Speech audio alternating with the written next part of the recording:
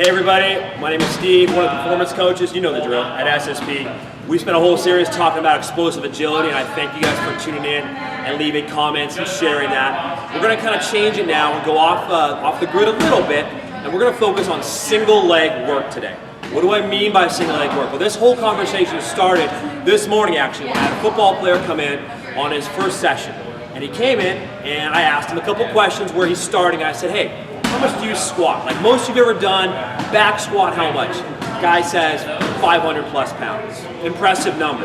So instead of having him actually squat that and they can improve it, I put him on one leg, just had him simply squat, and couldn't stand up, fell over, couldn't complete one rep. So that put a huge red flag in my head and said, hey, instant blog topic, let's talk about it today.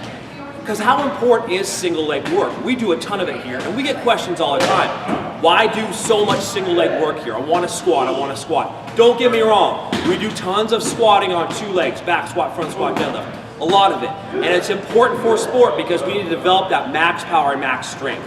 But just as important as that is developing single leg strength and power and stability.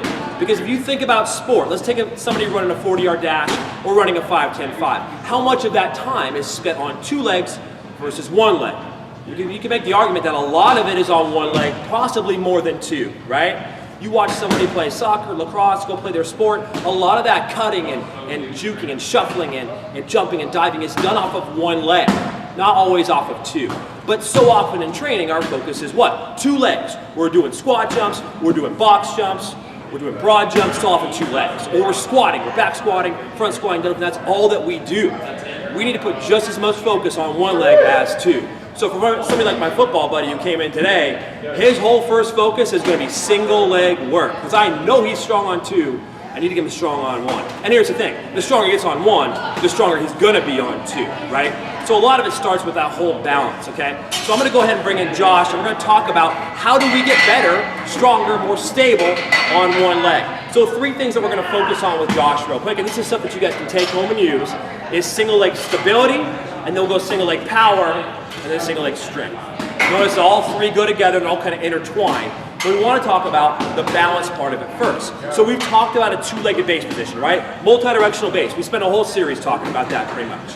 But let's talk about that one-leg base position, because when somebody's running, jumping off of one leg, they have to go ahead and load the tissue back here to go ahead and utilize it for a power movement or a strength movement. So they have to get into a one-legged base a lot of times, right?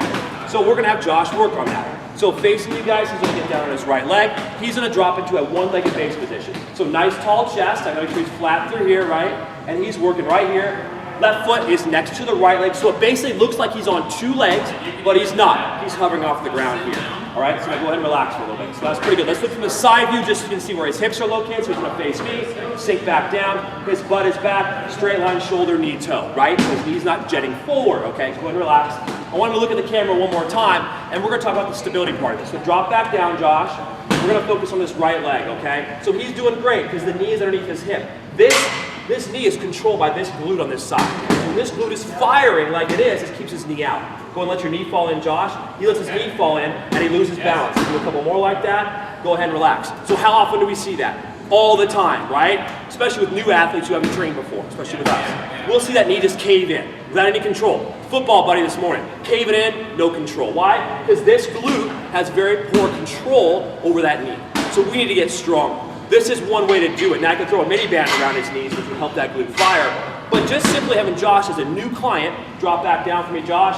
He'll hold right here. We'll do this twice a day. Maybe pre and post workout. Hold 30 seconds in this position, eyes open, and then I'll have him go eyes closed real quick for me. 30 seconds, eyes closed. A little bit tougher. We see his knee struggle. Go ahead and relax, Josh.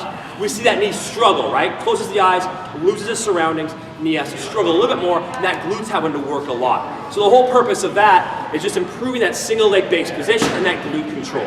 So important, because now I'm going to want him to do a plyometric exercise and jump off of one leg. We're going to have him jump off of one leg to the other and then one leg to the same leg. So it's very crucial that that knee stays out and doesn't cave in. Knee caves in, what happens? His jump, if it's one leg to the other, which looks like when somebody's running straight ahead or bounding, is going to suck because he's going to go off base, he's going to lose power, and also could be risk for injury. We see that knee cave in like you guys just saw. It didn't look great, it probably made some of you cringe. It made me cringe, right? risk of injury goes up. So we got to make sure that knee always stays out. It's one thing to do when he's static like he just was. Now we're going to have him move a little bit, and we'll see if he can go ahead and keep it in. Or sorry, keep it out, keep it from coming in. So he'll drop down on one leg. He'll start on his right leg. I'll give him a go. He'll jump straight at you guys and land on his left leg. Ready, and go. So now he has to stabilize on the other leg. Not that easy. And we see his knee quiver and wobble while he does that. Go ahead and relax for a second. That's a bound, going from one leg to the other. So a lot of stabilization on the one leg to start, and then he has to generate force off of that, land on the other one. And so this would look like if somebody's running straight ahead. A bunch of those put together would look like a sprint. So we can see how much control is needed of the knee, right? A lot of stability to generate that force. The more stable he is, more force he can generate in the intended direction and reducing the risk of injury.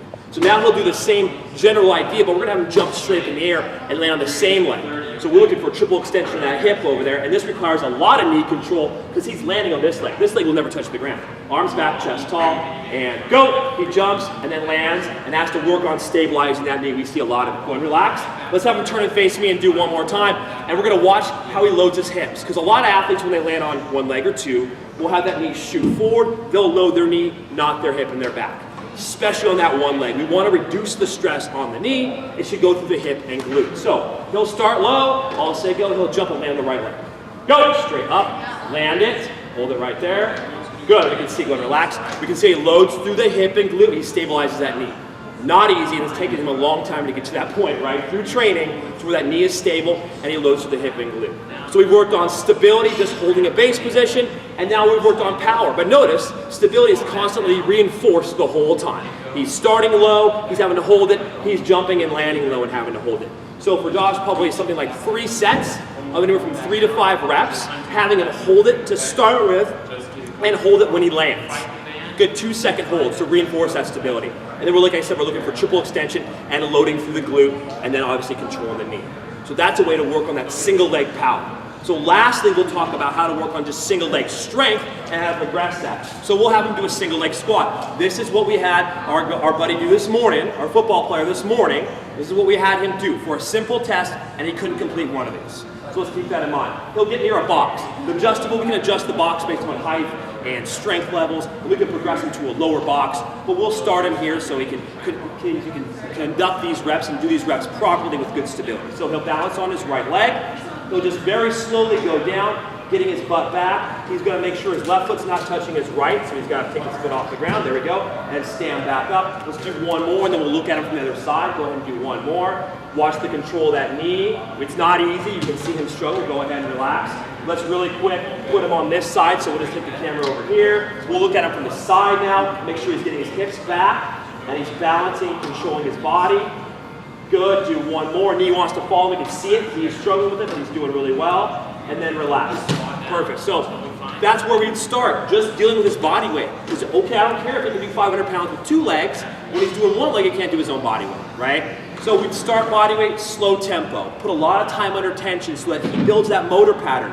Loading through his hips, controlling his knee. And then once he's awesome at that, we can progress into holding weight, dumbbells, hey, maybe even a barbell, we can see. But he's got to master just his simple body weight first, and then we can progress it. Now we get his single leg strength skyrocketing through the roof, then he goes back to the back squat, and holy cow, now 500 pounds is turned into 600-700 pounds. And his functional strength on the field is going to be so much better because, hey, when he runs and jumps and cuts, he's got single leg stability and power and strength, which he didn't have earlier because he couldn't do one of these stinking things over here, right? And risk of injury for this guy goes down, so he'll stay on the field. Because what good is all this if he's hurt and can't play, right? Hugely important.